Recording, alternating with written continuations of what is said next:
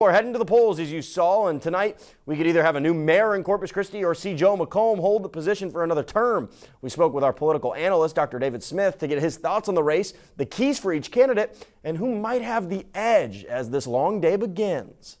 Part of it's going to be, can they turn out the voters that were there in November for them? That's the first key part.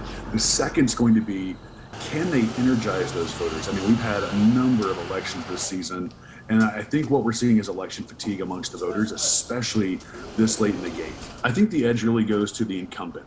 And you always tend to lean that way, especially because they have name recognition and they've been on the job. If Gajardo has more people who are willing to turn out and vote and participate, that could be the key for her to defeating Joe McComb.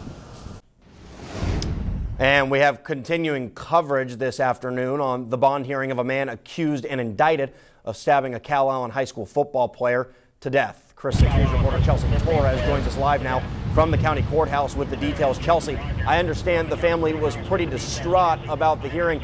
What have you been able to find out? Well, Jeff, in her opening statement, the Assistant District Attorney Angelica Hernandez gave a description of the bloody aftermath of Gabe Cooley's fatal stabbing. Now, Billy Ferguson is accused of attacking Cooley inside the Cal Allen Walmart back on August 23rd.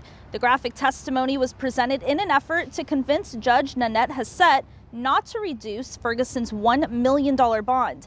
Detective Jason Smith testified that Ferguson showed no remorse after the stabbing. Smith also described how Ferguson said he wanted to take his anger out on someone. He picked up a knife, and when he saw Cooley inside the store, Ferguson reportedly said he had found his target. Now, Gabe Cooley's mother also testified and said she would be terrified if her son's accused killer had a bond that was reduced. Now, the judge denied the defense motion to lower that bond, and the prosecution did say that they are ready to go to trial, but a date has yet to be set. Reporting live from the Nueces County Courthouse, Chelsea Torres, Chris 6 News. Jeff?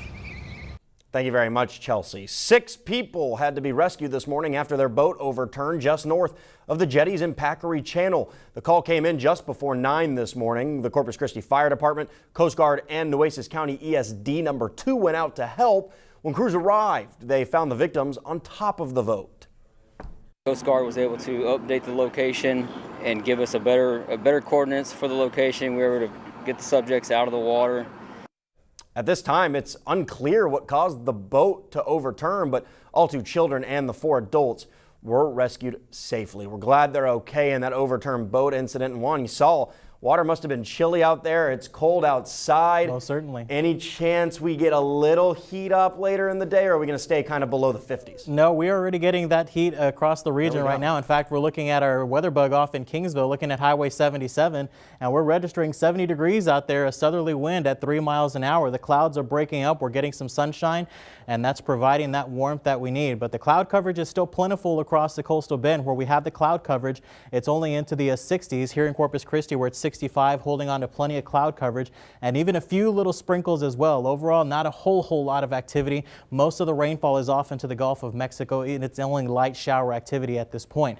There's a frontal boundary up in North Texas, 29 over in Amarillo, where they have some snowfall. That's pushing into Oklahoma, and it's pushing right between Midland and into the Permian Basin out near San Angelo and Del Rio. That's going to continue to push in our direction. So if you're going to be going and doing some voting for Election Day, at 3 o'clock we'll be into the upper 60s, and notice by 5, lots of sunshine out there, 67, and by 7 o'clock when voting ends, we'll be into the lower 60s. But with the front, we have some more cooler temperatures on the way. Details on that coming up in just a bit. Jeff?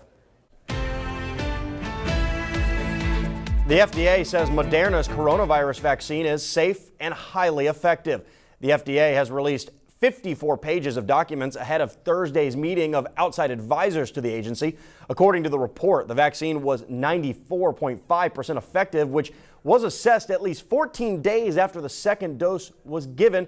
This is a similar efficiency to Pfizer-BioNTech's vaccine, which has already been authorized for emergency use, and vaccinations are underway for healthcare workers. The FDA is expected to grant emergency use for the vaccine by the end of the week, which means for Americans, they could soon have 2 highly effective vaccines.